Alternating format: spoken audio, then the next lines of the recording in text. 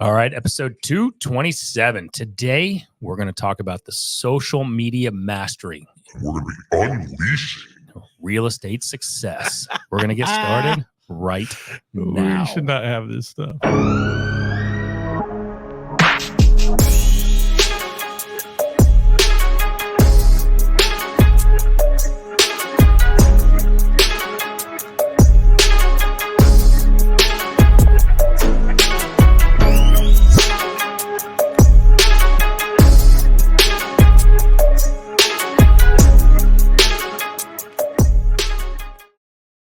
All right, welcome back, episode 227. It's been a few weeks since we've been in this chair, and we're excited to be back, though we are missing somebody.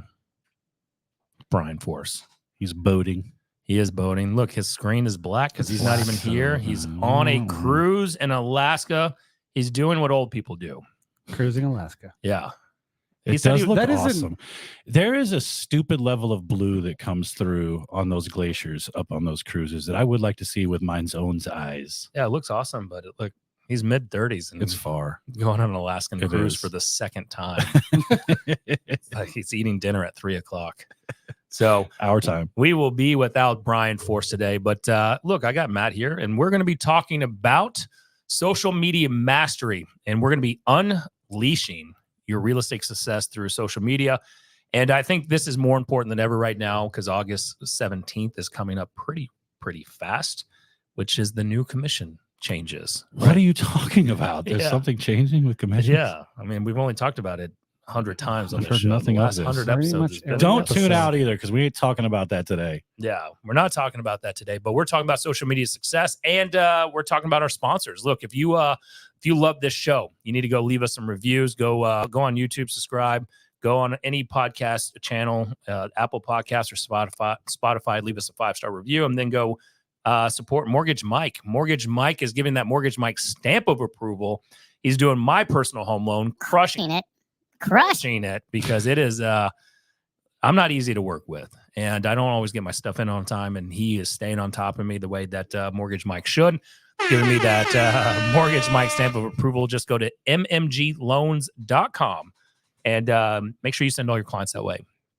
Then you can connect with Theron Smith. He's doing my home warranty with Armadillo Home Warranty. He's giving us that hard shell protection. So look, he's not just a sponsor of the show. I'm a client. This is like the old Rogaine commercials. That's right. I'm not just the president. I'm also a client or something like that. I don't think. Or is it the Men's Warehouse guy? No, that's Rogaine. And I don't think either one of us need that with this hair. You did cut yours off. I buzzed mine down and it revealed the thinning in the back, but I'm tall, so whatever. Exactly. They can't see up there. Yep. And then, so that's Armadillo Home Warranty. And then just go to armadillo.one/tour, TORE. And then property management, Dana Nguyen. She's working with a lot of our clients right now. I know I just personally sent one over yesterday, which is my own one that I closed on. Yeah, I've sent 2 or 3 over the past week with a couple more in my inbox who are like still thinking about stuff. So yep, pretty awesome. They're still thinking about stuff. So homewardDFW.com. So if you're thinking about stuff and maybe renting your house out, you got a client that's thinking about doing it, homewardDFW.com. And then what you shouldn't be thinking about, because we're talking about social media mastery, you want to master this. You want to be like Donald Trump. Yep. Right? Donald Trump probably is the master at getting attention on any type of, whether the news channel, social media, it doesn't matter where it is. He's the master. Whether you love or hate him, you at least want to have that presence out there the way he does. And Jesse Showalter can make that happen. I just referred him over somebody yesterday who's actually part of the, so I'm a mentor at EXP, and her and her husband have a huge custom home building business, and they've got like this unbelievably ridiculous property that's coming online in the next 18 months that they're going to want social media coverage on from beginning to end. And I think Monsieur Showalter is going to handle that. I think I might. I know. That'd be awesome. Hopefully. So all you have to do is go to tourstudios.com on that.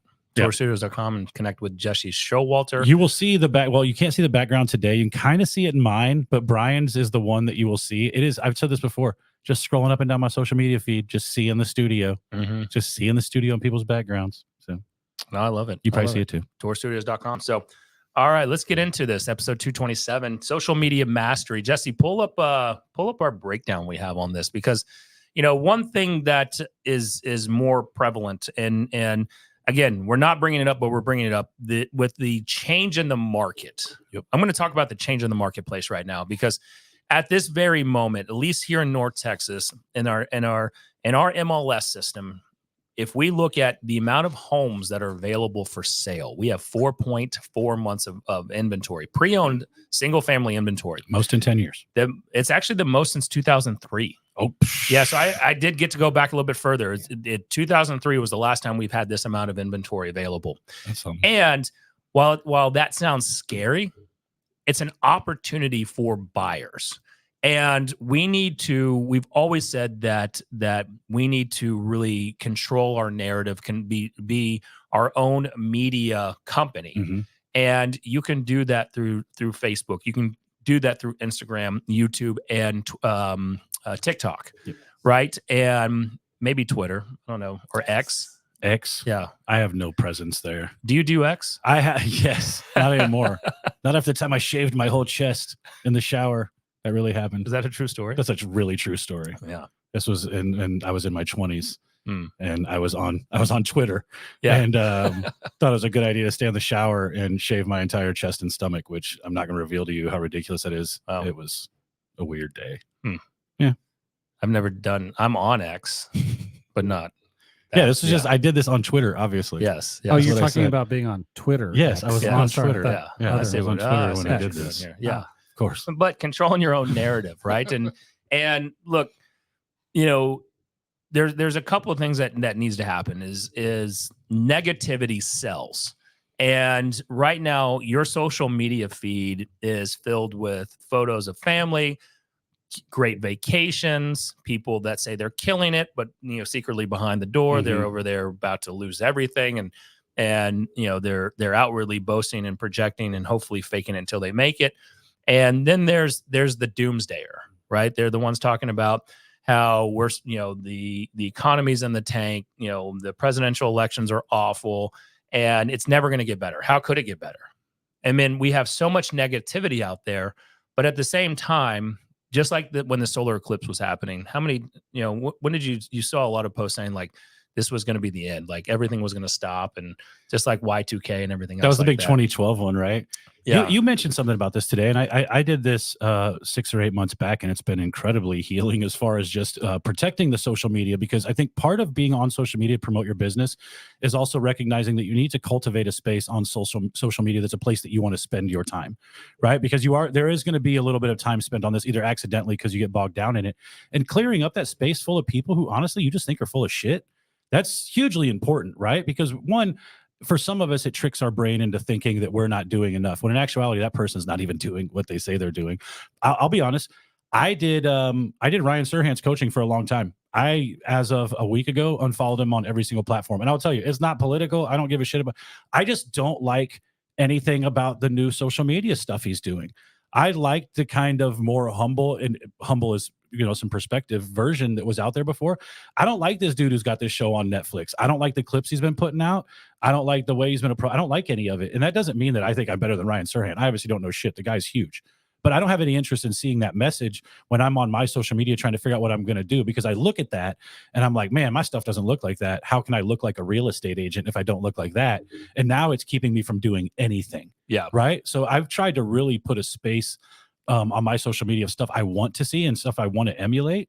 It makes it a lot easier to spend time there. And one of the things we wrote down on this, Matt, is as we were exploring this, and we've done some social media kind of shows before, and we've had some amazing people on. Like, look, Nicole Espinosa, the short sale queen, she does really, really well on YouTube. We have Chauncey Pham, who killing it on TikTok now. She's killed it on every. She's killing everything, but she'll straight up hit you in the DMs and be like, "I'm focusing on TikTok because the rest of this stuff is kind of a disaster right now. They don't really have an idea for their content direction." Yes, and she spent time there too. And that's something we talked about, is exploring social media platforms. And you don't want to be a jack of all trades. You want and a master of none. And so something that we've always talked about is just master one of the platforms. It could be Instagram. It could be Facebook. It could be TikTok. It could be YouTube. YouTube's a little bit more longer content based, and they were trying to go that kind of social media, short content game. But I would really focus on where do you believe that your market's going to be? Well, the people on them are so different too. So you also have to think about, if you spent there's age groups to this stuff too. Like, let's just also be honest. You're talking to different audiences on each one, right? If you want to talk to Gen X and above, Facebook's your spot. You want to talk to millennials, IG is your spot. You want to talk to Gen Z, TikTok's your spot. And not saying that there's not a smattering of people in between that, but that's how it's gotten broken down generationally. And if you think all the content's going to work the same for all of them, it probably won't, right? So one is deciding what you want to listen to. For me, TikTok can be a really divisive place where Facebook is a very harmonious place, right? It's even the way they show you content.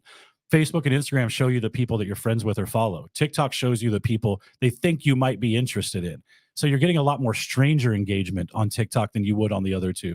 So for me, it's also like part of defining that is defining kind of what I'm in the mood to hear, right? Because sometimes you don't want feedback on certain stuff, or any engagement's good engagement, says Chauncey. I still delete people who are dicks, but she says any engagement's good engagement. I still struggle with that. I haven't figured out how to deal with that part of it yet either. But I will say, I've looked at your evolution, and I will say that, out of us three, probably even four, I don't count you, Jesse, because your social media is just as bad as Brian's. I don't know what you're talking about. Exactly. If people tag you in it, it's there. Yeah. But if we look at between yours and mine, that, you've always done a really, really, great job of finding whatever the medium was. So at one time you crushed it on Facebook, right? And that was more, you would ask engaging questions. You would just go live and really use that as a way to connect with people on that platform. Yeah. Instagram, you didn't really excel at Instagram at a high level, but it's too pretty. Yeah. It's just, everything's supposed to be pretty on there, and everything I do is kind of like, yeah. And then TikTok, you've crushed. Yeah. Right. And in my opinion, from mastering TikTok, and it hasn't even been necessarily from the subscribers, it's been more about the engagement. Yeah. Which we could probably say is the most important part. Absolutely. Right. And what I've noticed between every single platform, and this is something that we have to get comfortable with in this business space, is as we control the marketing arm of our business, right? Because now we're a marketing company, is that, in that TikTok space, it's more of a Wild West. It's definitely a lot more in your face and negative, and they sling mud at you, and you either, it's probably best if you fight back a little bit, because that actually keeps your engagement going. Yeah. But sometimes it can suck you down into a black hole, right? But you've been able to pull business from it, just like a close friend of ours, Courtney Benson. Yep. Who has closed a lot of business off of just social media and TikTok in itself. Absolutely. So that's something that you need to go down that path, is saying, all right, exploring social media platforms, which one are you going to go all in on and actually learn it? And who are you going to be on it, right? Like Erin Torres, she's up in Vermont. She has an Instagram page called Travel Like a Local Vermont. She's got like 55,000 followers. When I first started following her, I think she had less than 10,000. And her content is all about her little part of the world, right? And she didn't stay just there. If she travels, she also shows some stuff too. But it's showing people what living in her part of Vermont can be like. Dude, that is such a replicatable idea, right? Your execution on it's going to vary. I would recommend you go follow her and look at her stuff. It's, if you just look at it from an editing standpoint, it's actually very doable, right? You get shots of the places that you like, you promote them in the description, you make it look engaging, you make it look uniform. She does a really good job with that. And I think like those are the types of things too. How are you going to engage on this platform? What do you want your content to be is going to direct your platform a little bit. Well, that goes into, and you walked right into it, is crafting compelling content. And what we put in here is, as we were kind of, brainstorming this, is compelling content needs to be engagement content too. And you can share tips for creating engaging and relevant content for social media posts. For like, I'll give you an example. I just closed on a rental property yesterday, and I posted that photo. It was a photo of Asher and myself. Heather would not get in it. She's pregnant and doesn't like the way that she's looking right now. That's, I thought she would be perfect because I really wanted a photo of her and Asher in it, and not me. But it was a test to see which one I would get the most engagement on. So on Instagram, the likes, the hearts are good, but the comments are like, I think it's less than 6. If you go look on Facebook, it's close to 200 likes, great comments, and people like that on there. Now, I posted on Instagram stories and also put a poll in there of would someone like to see, a live video walkthrough, and that one did really well as with it. And then once I go live, I'll do 3 lives. I'll do a Facebook live, I'll do an Instagram live, and then a TikTok live to really keep that going. And then I'm going to analyze which one does the best and which one drives the amount of opportunity. Because, something that Sirhan does say that we can all agree on, you have to be your biggest cheerleader. Absolutely. Right. Whether we all follow him because we don't like the way I agree with all of his business stuff. I hate the look of the new stuff. I get it.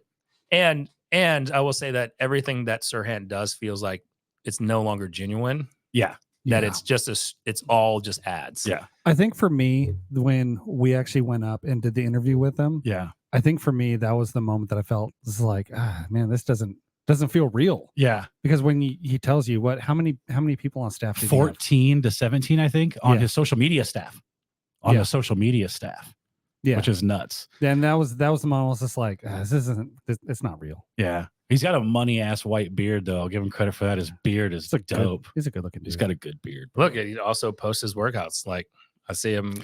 Jesse and I tried to do a day in the life of back in the day. Yeah, we did. A little Sirhan. But here's what I'll give you credit for all this. And this is something, on this show, we always talk about, if we're going to talk about something, we're also have attempted it or we do it. Yeah.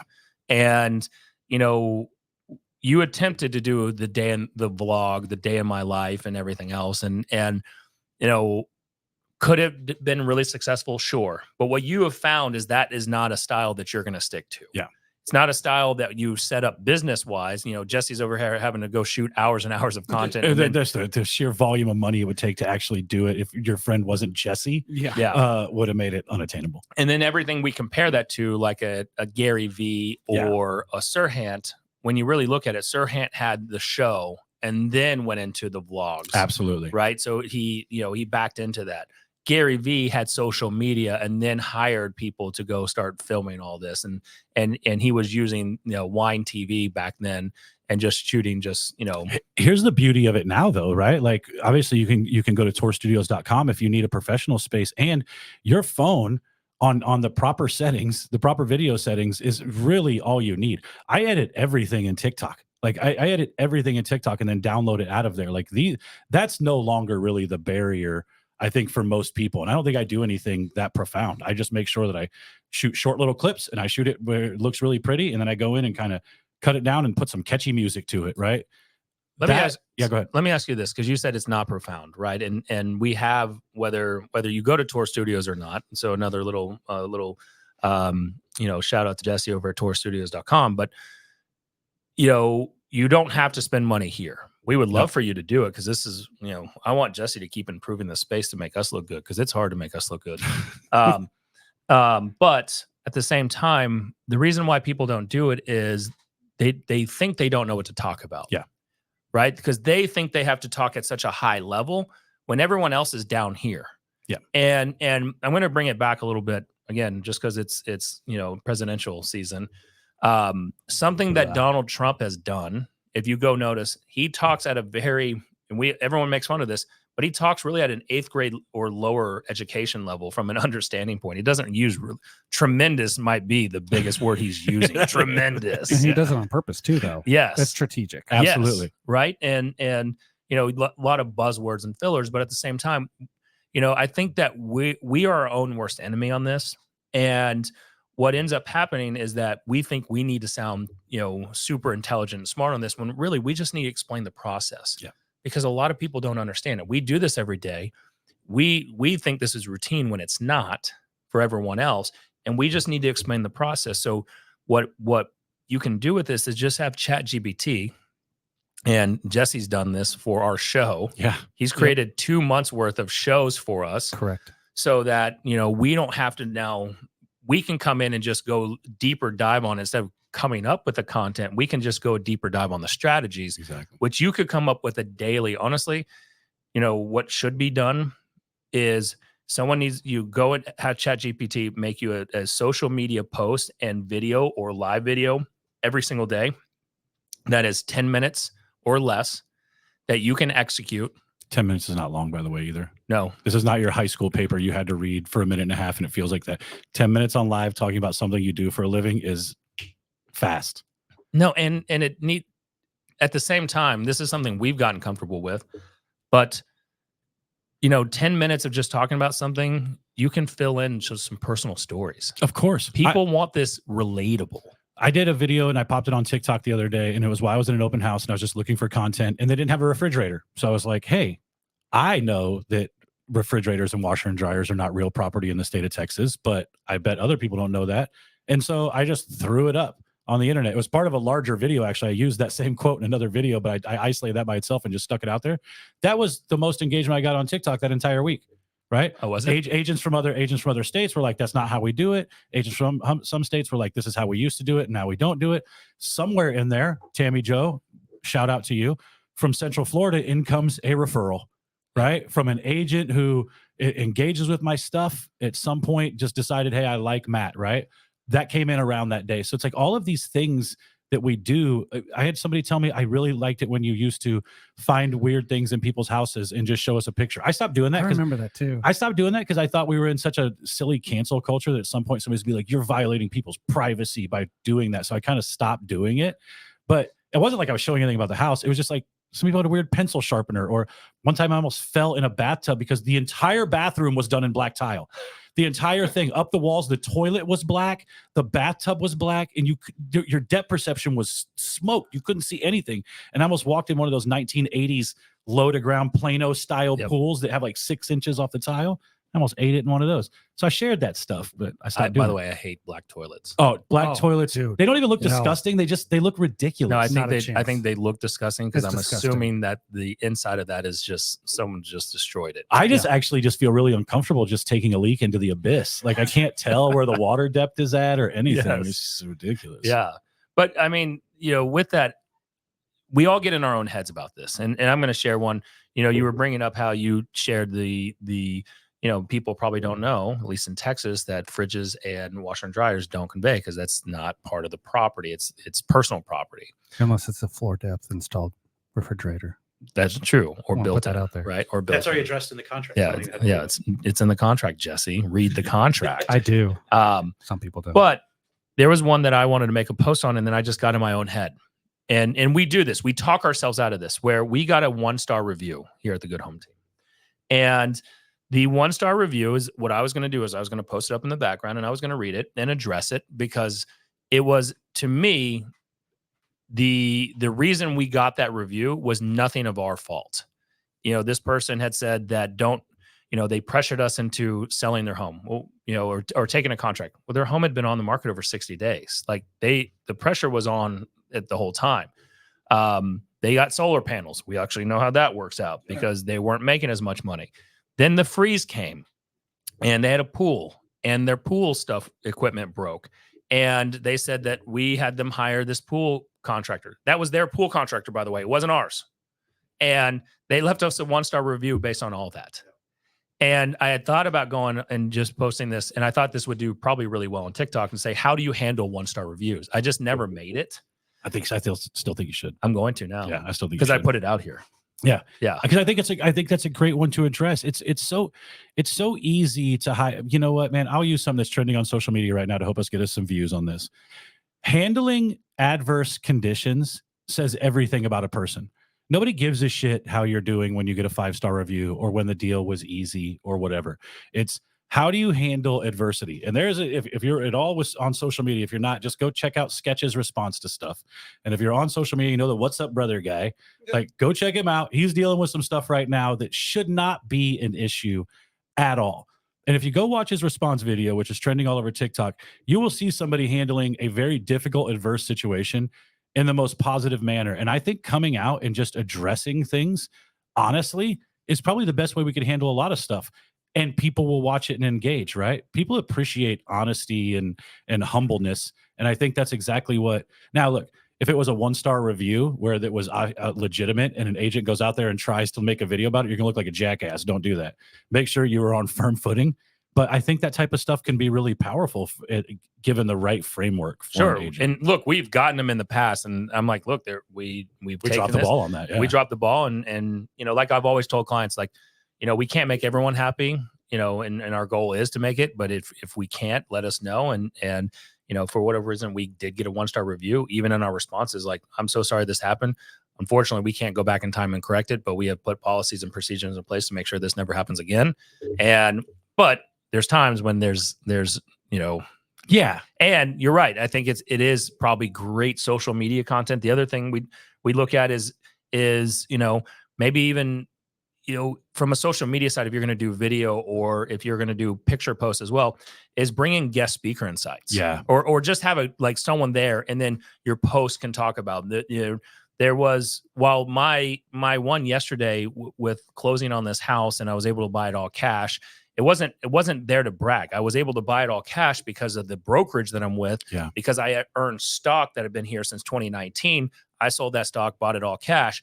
And strategically, I wanted Asher in it. Yeah. Because we took him out. out. Legacy building stuff too, though. Yes. Right? This is him getting to learn what mom and dad is doing on the investment side, where we're driving out to this house. And he's like, Dad, we're in the ghetto. I'm like, son, this is not the ghetto. Yeah. This is not the ghetto. Yeah. If right? only you knew. Yes. And so like having those conversations, and I'm like, this is a great neighborhood to build rental portfolio and everything else. And we got to have that conversation. Yep. And from that, it's having that kind of guest speaker. Well, my guest speaker, my guest star was Asher on that. Yeah. Well, the internet makes this really easy now, too. I go back to talking about some of the fundamentals of this stuff. We've all seen videos stitched, whether you're on TikTok, Instagram, or Facebook, you see the stitched videos. You actually don't even have to know the person or have them come in order for you to use the idea. You can very easily go find videos on TikTok that are relevant to what you want to talk about. Stitch the first 5 seconds of it. Say what you have to say about it. Before you post it, download it to your phone so it's not TikTok watermarked, and then post it to other places. And depending on the other person's privacy, that may or may not work. But for the most part, that's going to work. And you're going to find that you're able to actually have the high, rapid type of conversation that people want.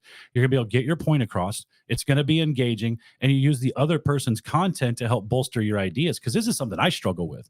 I internally think like, oh, I don't have anything to say. But then I find somebody saying something. I'm like, I feel the same way. Let me agree with them in my own way. And we've heard this for years about social media. Kyle Draper has said it on this show multiple times. Ripping off somebody's idea isn't ripping off their intellectual property. You're saying it in your way to your audience.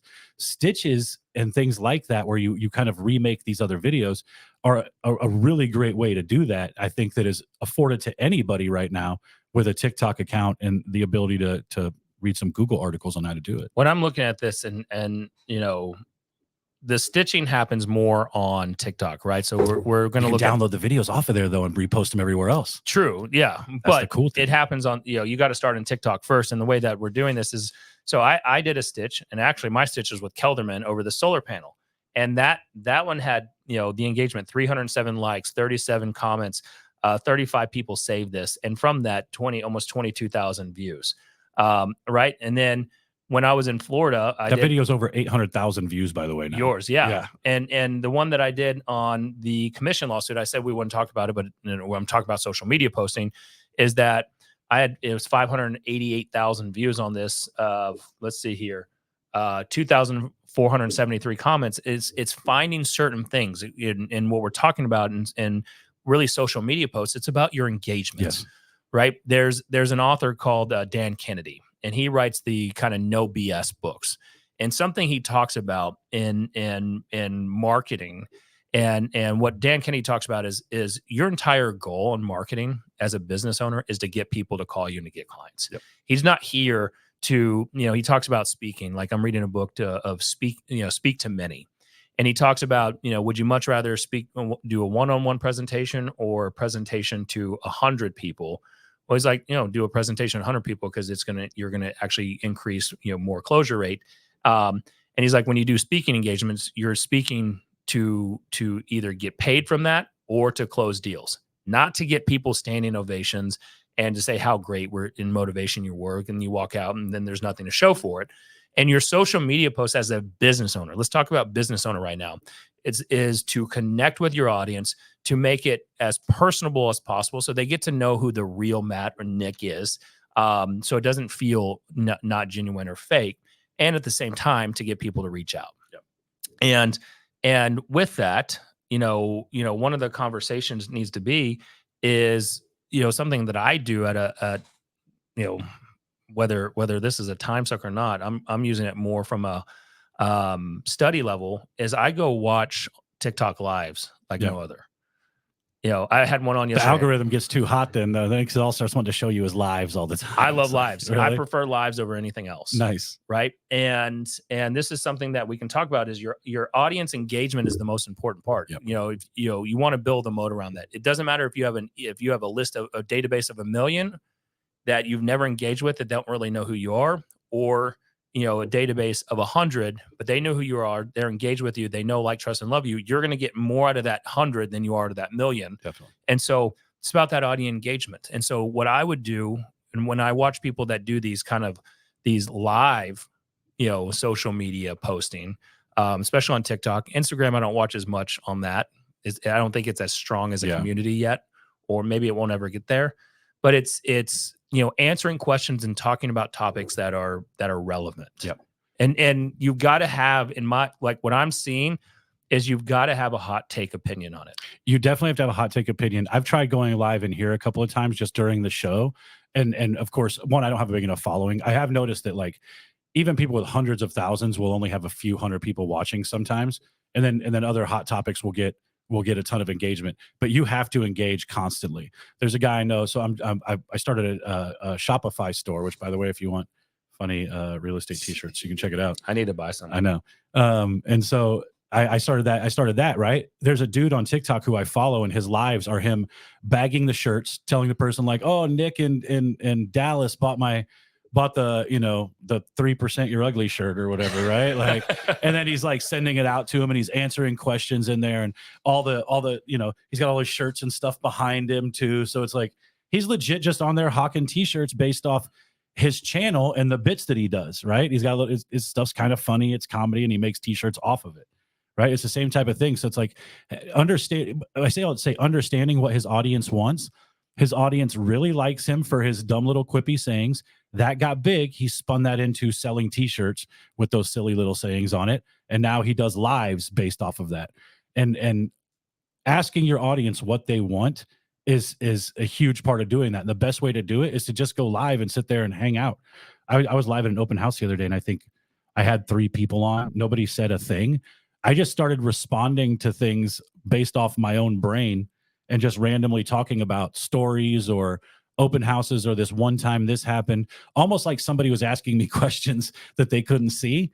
And it stayed pretty consistent for about 70 minutes. I was on a little bit over an hour, and it stayed really consistent. Then I hopped off, and I was like, all right, cool, whatever, right?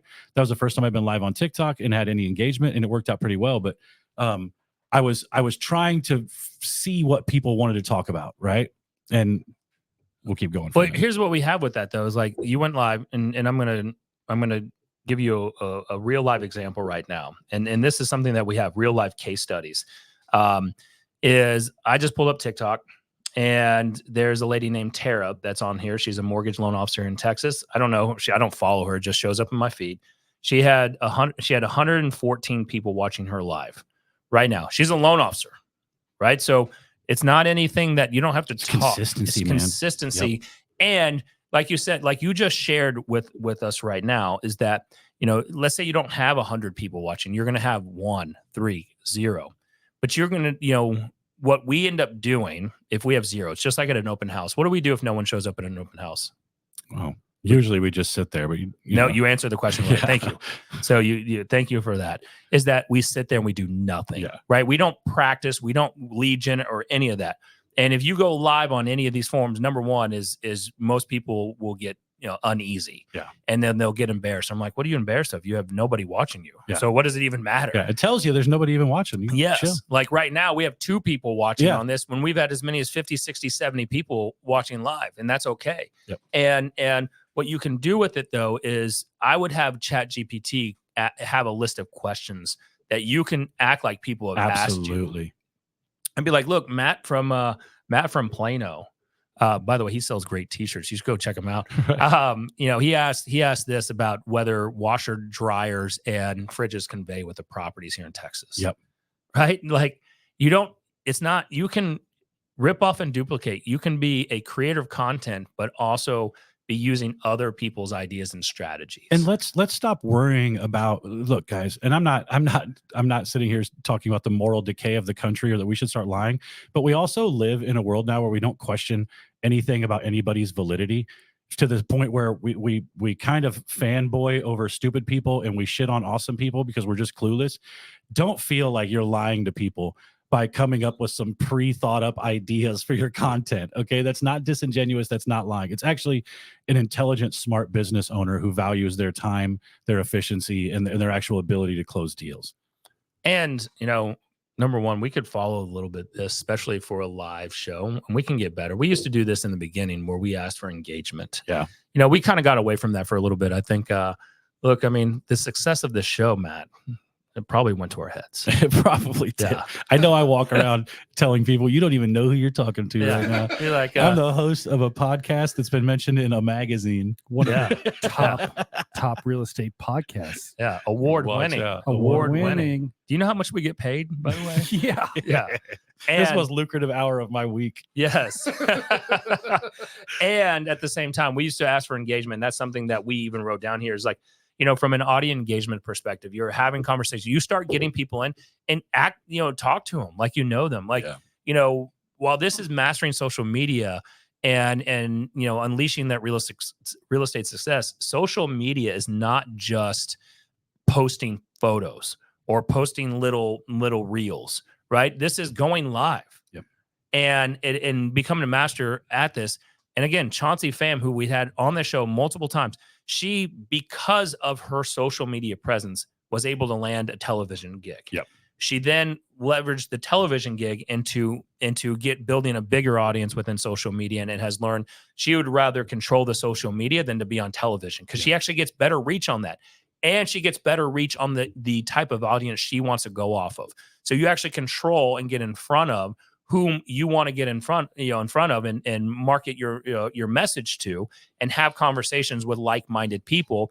And, instead of her, which, I can share and she won't mind me sharing, like she was on the television show and just getting hate about everything, After the first season, I don't think she was very excited about it. No, she was done. Yeah. I mean, the amount of hate she got, and these aren't the people that she's trying to attract anyway. They're all old people that wasn't going to match her tone or anything like that.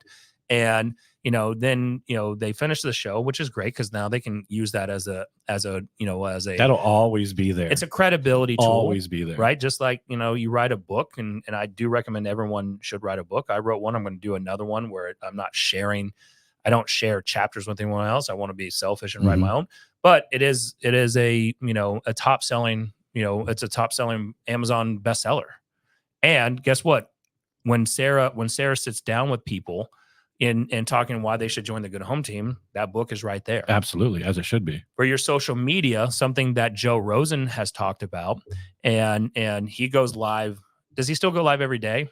I just saw him live the other day. I don't know if he's still doing the same thing, but I know he was. But I know what he does when he's having conversations is he talks about his reach.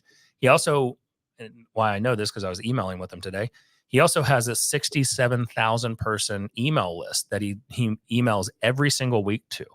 And he leverages this in his appointments. You don't think that doesn't help him? Where he said, this is his stats. 67,129 emails were sent today. He has a 23% open rate and a 22 to 37% click-through rate. 23% open rate? Who is his email carry? Jiminy Christmas. So he's using Constant Contact. That means they opened about 15,000 of those people opened his emails. And he sends it every single week. every week. So look, all those agents who are griping about like, look, you can obviously find content that people will open that is not obnoxious because I don't want to send this to everybody once a week. They'll just unsubscribe from all of my other stuff. Who cares? Well, yeah. let's they be obviously clear. don't. You know, 23% open rates. Bananas. Let's be clear. How many of you real estate agents get those? Got a new listing down in. Yeah, don't post garbage content either, My right? gosh. Like, yeah, the just listed for people who live 75 miles from your listing probably isn't the greatest thing. You know, we have real life case studies as next on just mastering social media, but I want to give like a, you know, when we talk about real life case studies, it's when we look at this, you want to post success stories. And just like at the beginning of the show, you heard me saying, look, I'm using Mortgage Mike, and I am probably one of his most difficult clients because I don't respond timely. The way my tax returns and everything, if you know, I would have him on the show and share. Mine's a mess because of all the businesses that I own. And guess what? At the end of this, I'm going to go give a testimonial for him being able to put up with all my crap. Mm-hmm. And he gets me closed, and he closes on time. Maybe we should have him on the show. And he gave me a great rate. So go to mmgloans.com. You know, real life success stories that I'm using, but it doesn't have to just be you. It can be like, hey, you know, using other people's and saying, I heard this story and this is what's going on. Because if you're a new agent, what do you don't have? You don't have that experience yet. Yeah. And if you're a new agent, or let's say your business isn't where it needs to be, because right now, you know, let's look at the negative side of this business right now. Transaction count, closings are at one of the lowest that it's been. But just like the Good Home Teams business and Brian and them, business is up for a lot of people. Well, can we talk about that stat? Let that be somebody else's problem. Correct. Right. Let's just be really honest about that. You don't walk through your life worrying about other people's kids' success rate in the third grade class your kid's in. You don't walk through life worrying about other people's ability to get a good rate on their car insurance because they're good drivers. Why in the shit do you give a crap about any other real estate agent's ability to have success? Let somebody else be a casualty of this. Just don't let it be you. Just move through this like with that mentality. Yes, people are going to move. Just don't let it be you. So here's what I'm going to put out. For those of you who will not listen to me about making phone calls, by the way, they work. And just talking to people. I was at the gym yesterday, and I'm working and committing to being back in full realtoring mode, right? So, which is dangerous because he's really fucking. By the way, I'm doing a lease right now. I'm literally working a lease on the show at the moment, and I don't say that to brag, but I'm going back to the basics. And so I overhear this lady, and then I'm going to get back into the main point of this topic. So a little sidebar. Follow me here. Is that I overhear she's on FaceTime, which at the gym is a little bit strange in my opinion, but she talked about how I overheard her, you know, trying to sell her house. She's going to wait 30 days for a reset, which if you work expired and canceled, you know exactly what that means is that she's been talking to a real estate agent, says, wait 30 days, reset it on the MLS because it restarts the days over. Technically, that's not true anymore because all the tracking system now tracks all of that online anyway. And so I'm like, okay, mental note of that. She just started her workout. If you're like me, I don't like talking to people at the gym and I hate it. But I'm like, you know what? Screw it. I made a commitment to my business. I'm going to show and lead. And in between sets, I go talk to her. And first she was kind of little back, you know, little on guard. And I was like, look, you know, I specialize in selling homes that have failed to sell. I heard that you'd said that your home, you were resetting your home. Usually that means you're talking to another agent. Did you try to sell? She went through her whole story, told me how she bought it 4 years ago. She wants to sell. She's frustrated. It was on the market for 6 months, just like a phone call would be. Boom. Got her name, got her phone number, got her address, got her email address, sent her everything, setting the appointment.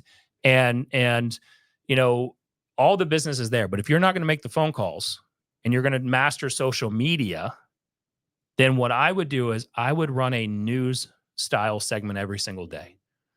And I would do it at the same time, 10, 11, or 12, figure out figure out where your engagements is going to come, go live, have your topics made up, whether you want to do it in buy a stand for your phone and have it going, have a good mic, and then have your topic set up like you're a news reporter.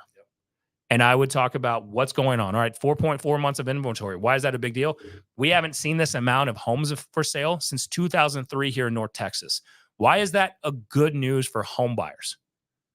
Right. And I'd probably start out something like, and I'd have ChatGPT say, make this as a new style, but I want the hook in the beginning. Great news for home buyers. And it doesn't involve interest rates or how the inflation is or prices. 4.4 months of inventory. I'm about to go make this video. He just inspired me. I'm like, damn, that's a good video idea. Right. 4.4 months of inventory. Why this is great news for you, Mr. and Mrs. Home Buyer, future home buyers out there. You're tired of paying rent. Rent's going up. Right. Or you want to upgrade, but you don't want to get out of that low 3% rate. Why do you want to do that right now? Well, you probably outgrown that house. Maybe you want to get into a different neighborhood. And you can go get a better deal on buying right now. You might sell a little bit less, but you got a lot of equity. So take that money, put it into the next house, buy your interest rate down. Let me show you how to do that. But we're able to negotiate. In fact, on average, the average homeowner, the average home seller is coming off about 5 to 6% here in North Texas. Let me show you how we can really leverage that to get you blah blah blah. And I'd have ChatGPT help kind of button that up, and I would have it right there ready to go. And I would do it every single day. If I don't have any business, I do it every single day as a news reporter and saying coming live from whatever. It would take you less than 90 days to have buyers ready to go if you did that. Yep. Every day. And then you can fix it and edit it and make it better with better call to actions, drive back to your website, message me, whatever that may be. Yeah. And I would just do that every day. And I would do it on multiple platforms. And I would just regurgitate. I'd go on TikTok, I'd go on Instagram and Facebook, and I would run that. And then eventually there's a guy that I follow. His name's Tom Cruise. And he does he's got a Section 8 guy. He's a Section 8 guy. His lives are so aggressive. They're aggressive. I like it I do because too. he's douchey, but he just talks about all the nice things he has and how the peasants don't. And like I just like watching him go because he's got all these haters in the comments. But he's giving real advice. And what he's doing is he's selling. Oh, he's pushing people to a webinar that's every Wednesday at 7. By the way, how do I know that? Because I watch his live so many freaking times. It's all the same stuff. He shows the same thing. He's got a $10 million yacht.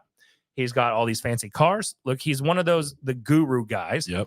But he pushes people into a free webinar at 7 p.m. every Wednesday. He says slots are filling up. And then in that webinar, he's going to talk about how to buy Section 8 for less than $2,500, which is hard to do anyway. And then from there, he gets people to buy into his $5,000 program. He's making about $120,000, $125,000 a month off that.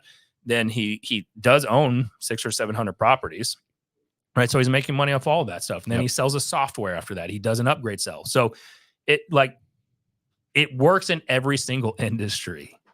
And so, he does it multiple times a day, but he's got this phone holder thing that he's got 2 phones, and he goes live on Instagram and he goes live on TikTok. That's the move. And then he just moves it all around. That's the move. And if you start doing social media mastery, it might be something that you need to do eventually, because that now becomes your lead generation mechanism. Yep.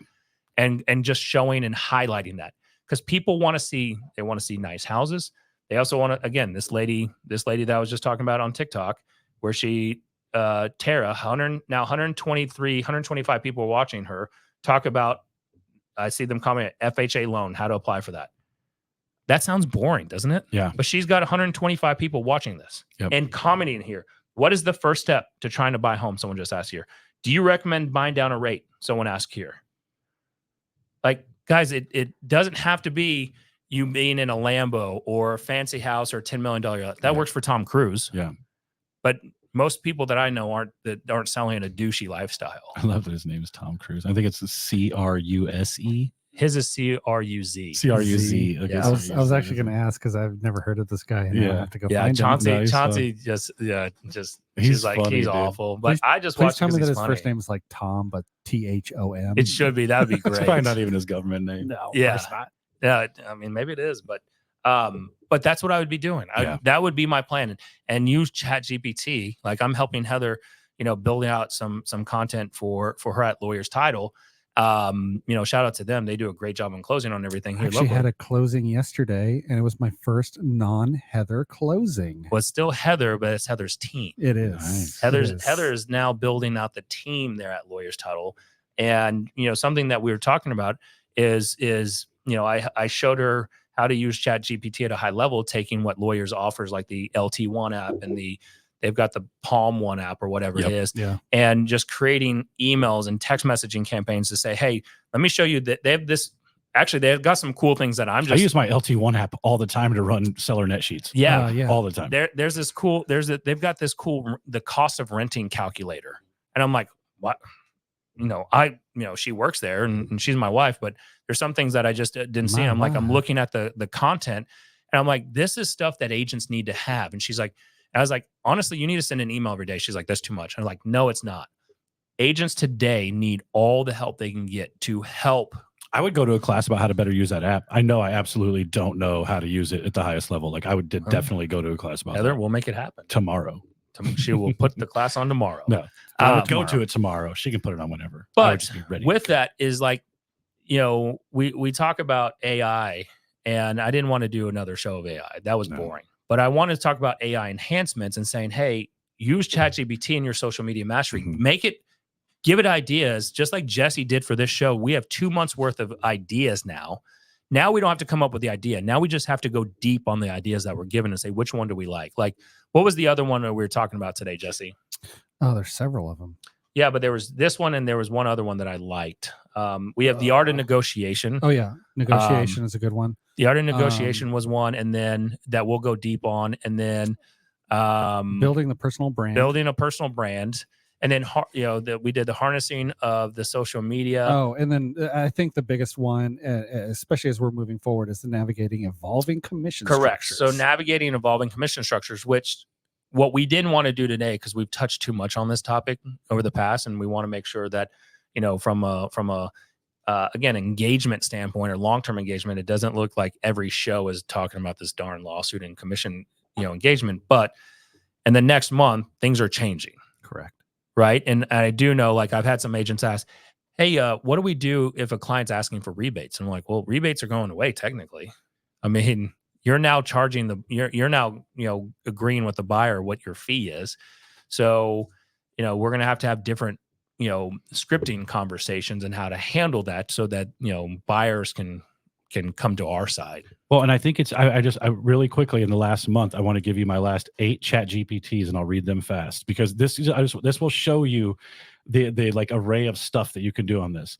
I had it write me an article about mastering LP Mama scripting because I was doing something for social media on that. Such a good script too. I had it do a goal setting collaboration opportunity post because I wanted to do an agent attraction post.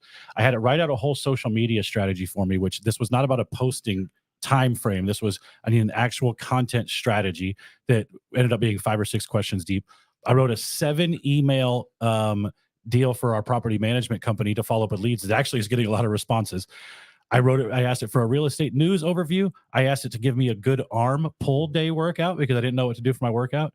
I wanted an article about buyer conversion, and I just asked it for names for a local Instagram page. Like if I wanted to make a local Instagram page, give me ideas for handles that would be catchy.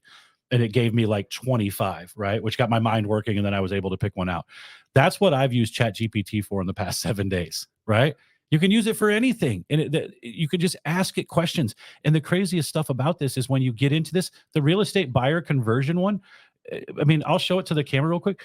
It gave me 10 points and each point has 3 bullets, right? Like, it is actually probably about 75 videos if I really wanted to just stretch it out because every single bullet point is something that's engaging.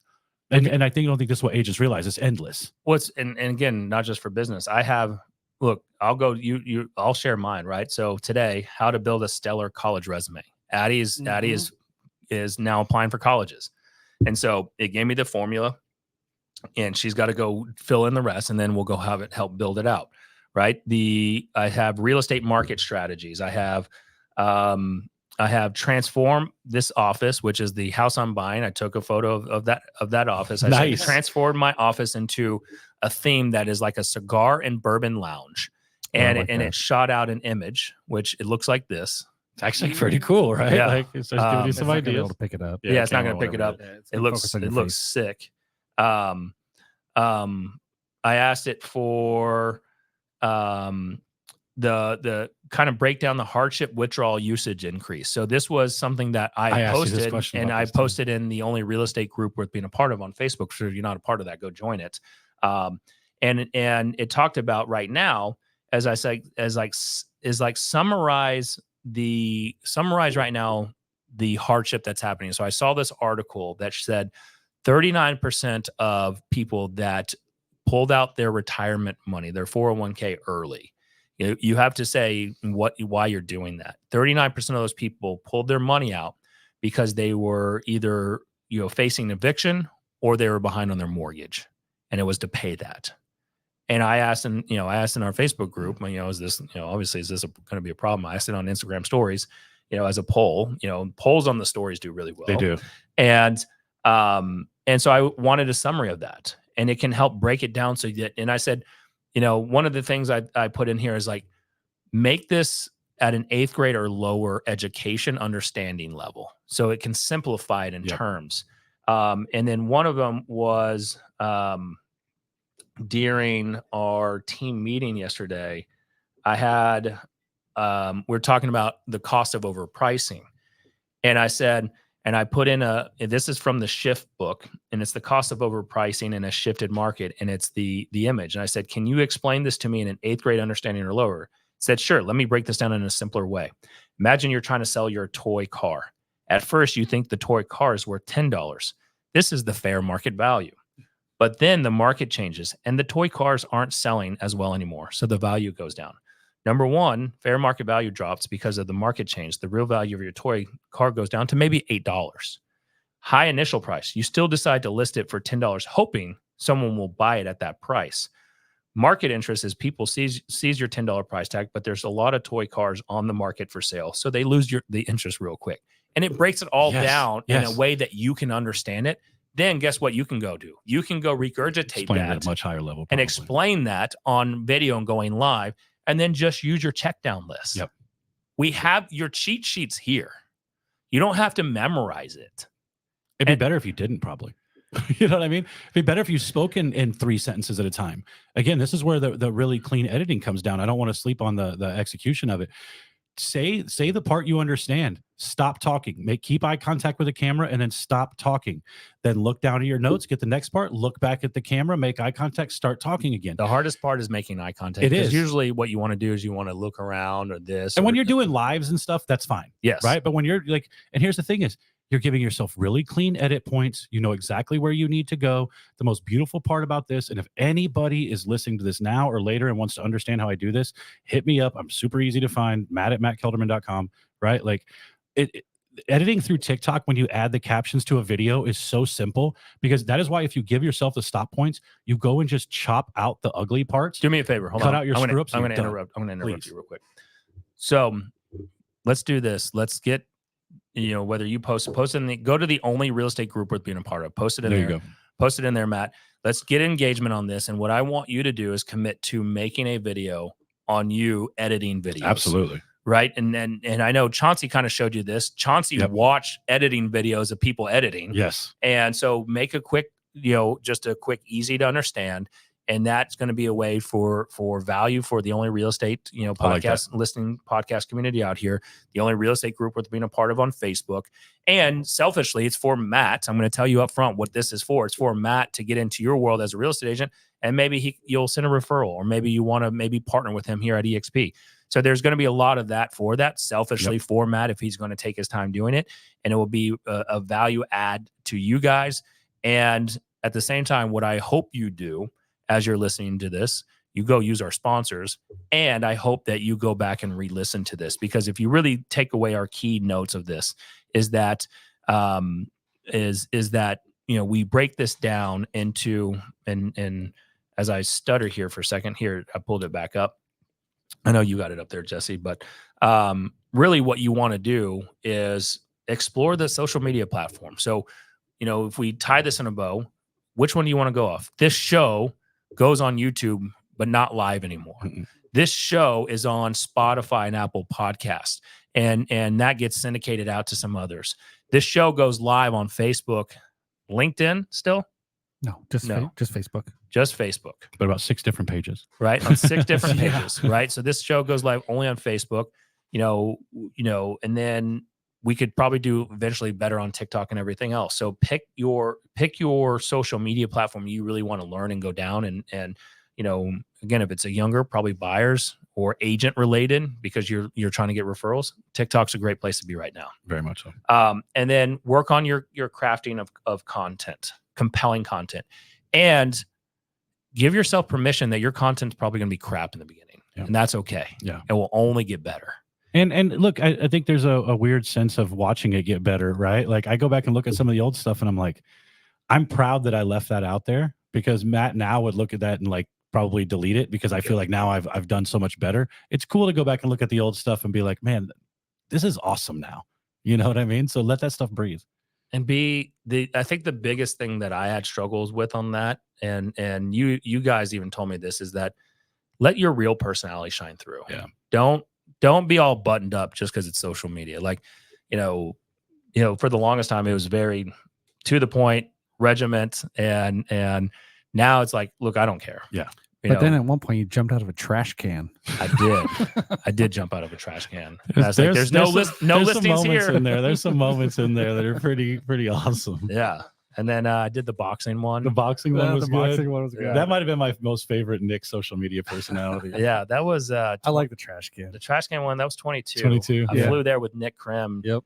And we were doing, again, so just trying to find ways to get social media. Sure. Like it was kind of an ad style, but social media engagement is something funny. And we're like listings, inventory was still really low at that time.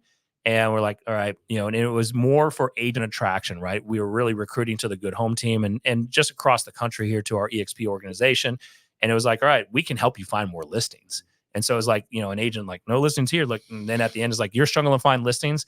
Not here at the Good Home team. We're not. So reach out to us. The other one is don't let the market knock you out. And so I knocked Krim out. That's right. You cracked him pretty good, right? Yeah. He told me to hit him hard. And then we did one where he wanted me to be, what is like the movie's Taken, where he's like, I have a specific skill set. Liam Neeson. Yeah. And the Liam Neeson one. And it was talking about revenue share. We have revenue share. We have stock. And those were fun. They're so much fun. I found a bunch of old videos of the stuff that we used to do. We did the old Father Time videos. Yeah. I found some of the raw footage of that. I was like, this stuff is hilarious. But you have to like let it breathe. Yeah. Like that is not something that normally I don't want on social media because I don't want people to view me. I'm like, but this is the real me behind the scenes anyway. Yeah. And then I'm going to say use AI for this enhancement of really building your social media strategy. Yep, so if we're recapping this, so build that social media strategy. And then look, maybe you're still nervous. Bring guests in, take a photo with them. Something actually, as we wrap this up, because I have to go show, I got an hour and 15-minute drive to go show a house. But something that this person is in this office, in this Keller Williams office that we shoot out of, and they shared in a strategy class that everywhere they went, they always had their camera, and they would go to events that like Jerry Jones from the Dallas Cowboys would be at, and they would go get a photo with Jerry, and then they would post it or they would send it to the Dallas Morning News, and they would be in it with Jerry, and they use that as a great marketing tool. It'd be like that team and that agent with Jerry, and it elevated their status. Yeah, you can use that, and just take that from a guest speaker highlight or really just a guest appearance, just take photos or put them in a video, ask them questions, interview them, bringing them to our studios, bring a podcast in. Yep. And an interview. You'd be amazed. We had, we had Tarek on. Armando Mazzalongo on. Chauncey was a friend, but still, I mean, she's a star. Pretty big deal, dude. Alan Stein has got a pretty amazing such story. A good episode, such a great episode. Yeah, Alan Stein, and that's all because of the podcast, and this is social media. Yeah. So a podcast actually gives you credentials. It does. Where people want to get on your show, and then let's focus on audience engagement, right? And that's something that you'll start seeing better on this show that we'll do a more job of comments like the way we used to. If you're watching live, hit tap dial. Yeah. All that other stuff, and then. The last is the case studies, the real life case studies of it, because people want to know that it works. You're not just spewing some garbage. Like, again, if you don't have any case studies, use someone else's. Probably the most powerful part of this. Yes. Right. Once you finally get some some legs behind it and some opportunity that's come to fruition, like those are the stories you really want to lean on, because I think those are the most powerful for sure. 100%.